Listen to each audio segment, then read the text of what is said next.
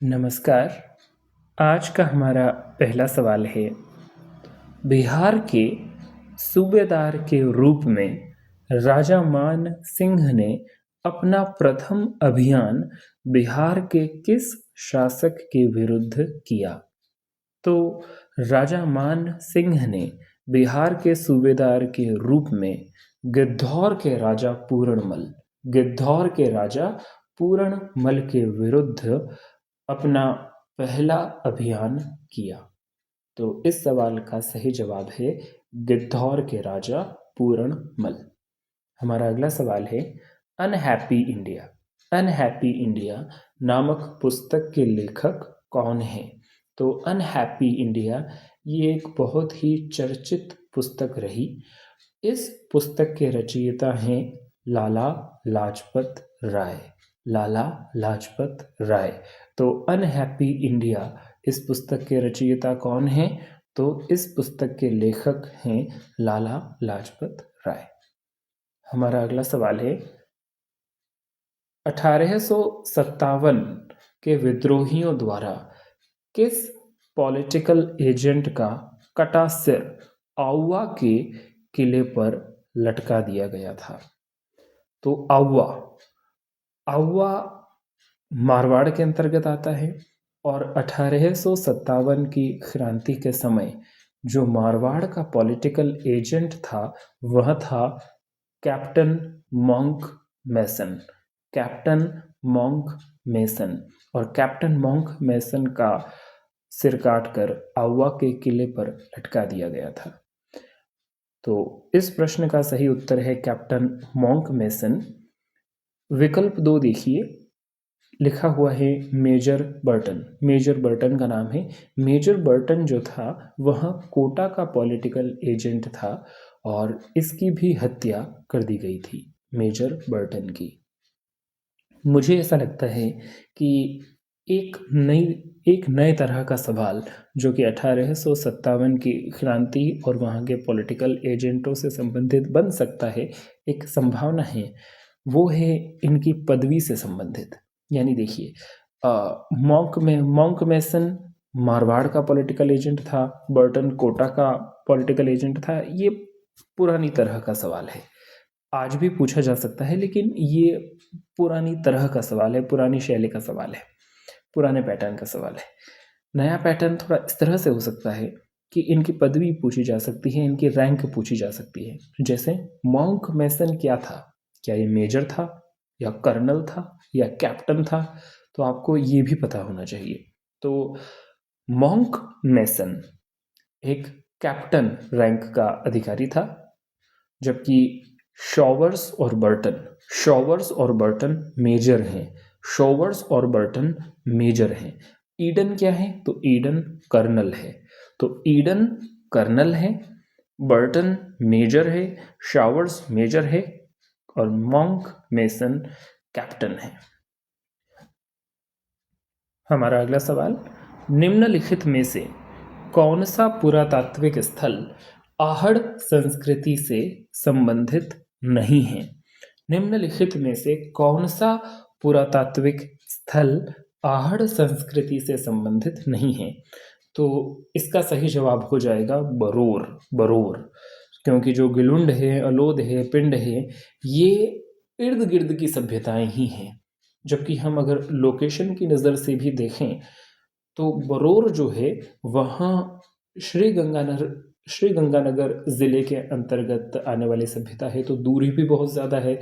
और इसके अतिरिक्त जो बरोर है वहाँ सिंधु घाटी सभ्यता से संबंधित एक पुरातात्विक स्थल है। तो इस प्रश्न का सही जवाब हो जाएगा बरोर। अगला सवाल है, निम्नलिखित में से कौन सा ग्रंथ डॉक्टर अंबेडकर द्वारा नहीं लिखा गया है?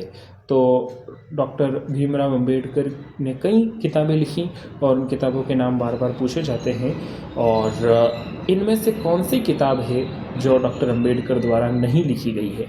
तो सबसे पहले देख लेते हैं, the Buddha and his Dhamma, ये डॉक्टर अंबेडकर की किताब है।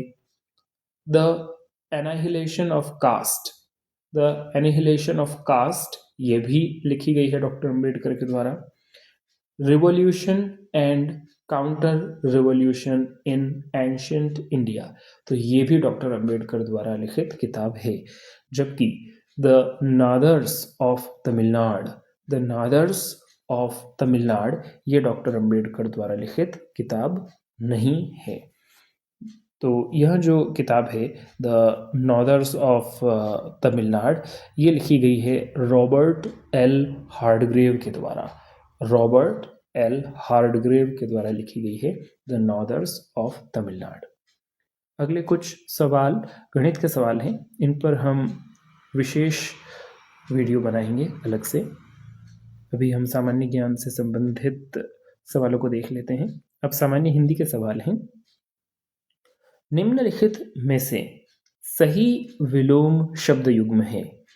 तो सवाल पूछा गया है निम्नलिखित में से सही विलोम शब्द युग्म है। सही विलोम शब्द युग्म यानी ज्यादातर जो विकल्प दिए गए हैं वे गलत हैं और सिर्फ एक ही विकल्प में सही विलोम शब्द युग्म है। पहला विकल्प है सामान्य गौण, तो यह गलत है। क्यों?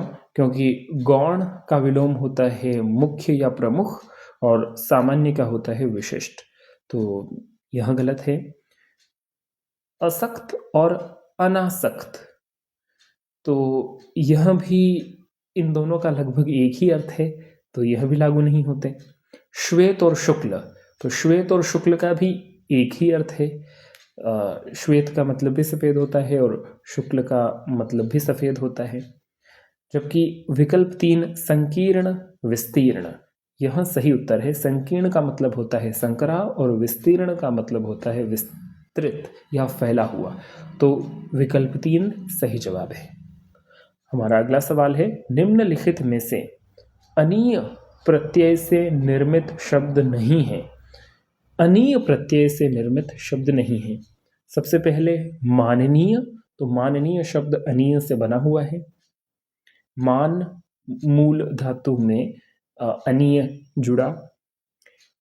विकल्प 2 दर्शनीय, इसमें भी अनीय लगा हुआ है क्योंकि दर्श मूल धातु में अनीय प्रत्यय लगा। विकल्प 3 रमणीय, तो रम मूल धातु में अनीय प्रत्यय लगा। जबकि जो विकल्प 4 है पाणिनीय, तो मूल शब्द है पाणिनी और उसमें ईय प्रत्यय लगा है, न कि अनीय प्रत्यय लगा है, तो सही विकल्प हो जाएगा विकल्प 4 पाणिनीय। अगला सवाल है निम्नलिखित में से किस विकल्प के सभी शब्द शुद्ध हैं। तो इस प्रश्न का सही जवाब है विकल्प 1 अंतरात्मा और अंतर्यामी। अंतरात्मा और अंतर्यामी, विकल्प 1 सही जवाब। हमारा अगला सवाल है निम्नलिखित में से अंग्रेजी पारिभाषिक शब्द के हिंदी अर्थ की दृष्टि से असंगत विकल्प है। असंगत विकल्प पूछा जा रहा है, यानी जो ज़्यादातर विकल्प हैं वे संगत ही हैं। तो देखते हैं सबसे पहले कॉन्स्टिट्यूएंट। कॉन्स्टिट्यूएंट के लिए शब्द दे रखा है संगठन, यह गलत है। क्यों? क्योंकि कॉन्स्टिट्यूएंट के लिए होता है संघटक, ना कि संगठन, तो विकल्प 1 ही सही जवाब है। अन्य शब्दों को देख लेते हैं। दूसरा शब्द है कंसिस्टेंसी, उसके लिए संगति शब्द सही है। तीसरा शब्द है कंजर्वेशन, उसके लिए संरक्षण शब्द सही है। चौथा कॉन्फिस्केशन, उसके लिए अधिहरण शब्द सही है। तो सही जवाब हो जाएगा विकल्प 1 कॉन्स्टिट्यूएंट, संगठन। हमारा अगला सवाल है निम्नलिखित में से त्रुटिपूर्ण संधि विच्छेद है। तो त्रुटिपूर्ण संधि विच्छेद है विकल्प 1 षडानन में। क्यों? क्योंकि यह शब्द जो बना है वह षट धन आनंद से बना है, लेकिन जो ट है वह स्वर रहित है, यानी ट के नीचे हलंत होना चाहिए था, जो कि नहीं है। तो जो विकल्प 1 है वह त्रुटिपूर्ण संधि विच्छेद है। तो ये थे हमारे आज के 10 सवाल। अगले 10 सवालों के साथ मिलेंगे हम अगले वीडियो में। धन्यवाद।